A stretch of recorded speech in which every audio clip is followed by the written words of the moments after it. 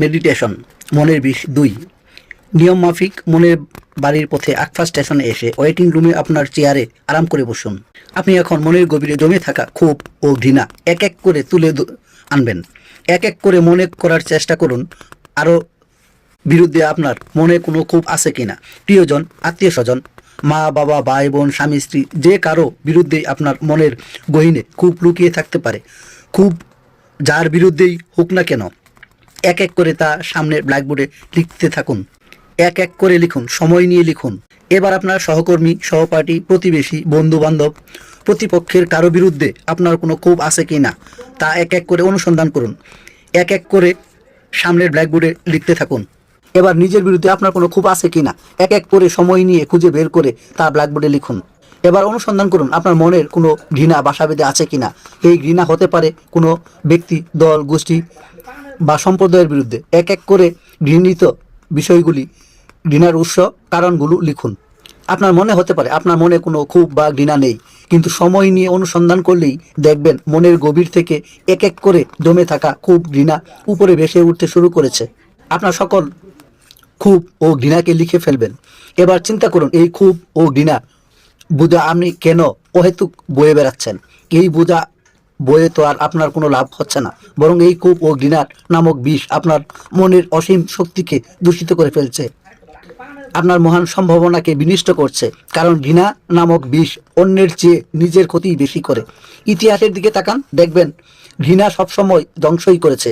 ঘৃণা কোনো দিন কোনো মহান কিছু সৃষ্টি করতে পারেননি। মানুষ হিসেবে মহান কিছু করার জন্যই আপনার জন্ম হয়েছে। ক্ষোভ ও ঘৃণা যাতে এই মহান সত্তাকে বিনষ্ট করতে না পারে, সেই জন্য এখনই সজাগ হন। পদক্ষেপ নিন, মনকে বড় করুন, ক্ষমা ও প্রেমের মনকে পরিপূর্ণ করুন। এবার ব্ল্যাকবোর্ডে লেখা ক্ষোভ ও ঘৃণাগুলোকে ভেজাল ডাস্টার দিয়ে মুছে ফেলুন। লেখাগুলো আর পড়বেন না। কেউ আপনার ক্ষতি করবে না। আপনার বিরুদ্ধে অপরাধ করলে আপনি তাকে সমপরিমাণ শাস্তি দিতে পারেন, এটা আপনার ন্যায্য অধিকার। কিন্তু তার বিরুদ্ধে ক্ষোভ ও ঘৃণা জমিয়ে রাখা আপনার নিজের সম্ভাবনার বিকাশকেই বাধাগ্রস্ত করেন। ক্ষোভ ও ঘৃণা আপনার অনেক জটিল রোগের কারণ হতে পারে। মনোবিজ্ঞানীরা দেখেছেন জমাট বাঁধা ক্ষোভ ও ঘৃণার বহু জটিল ব্যাধি, মানসিক ব্যাধি, এমনকি ক্যান্সার সৃষ্টির কারণ হয়। তাই মনকে বড় করুন, ক্ষমা করতে শিখুন, ক্ষমাশীল হন। ক্ষমার মধ্য দিয়েই আপনি আপনার হৃদয়কে প্রেমে পরিপূর্ণ করতে পারবেন। স্রষ্টা ক্ষমাশীলকে পছন্দ করেন, প্রেমময় হৃদয়কে ভালোবাসেন। ব্ল্যাকবোর্ডে লেখা ক্ষোভ ও ঘৃণাকে ভেজা ডাস্টার দিয়ে মুছে ফেলার পর এবার ওয়েটিং রুমে ঝর্ণার পানিতে অবগাহন করতে থাকুন। অনুভব করুন আপনার দেহের সকল বিষ দূর হয়ে গেছে।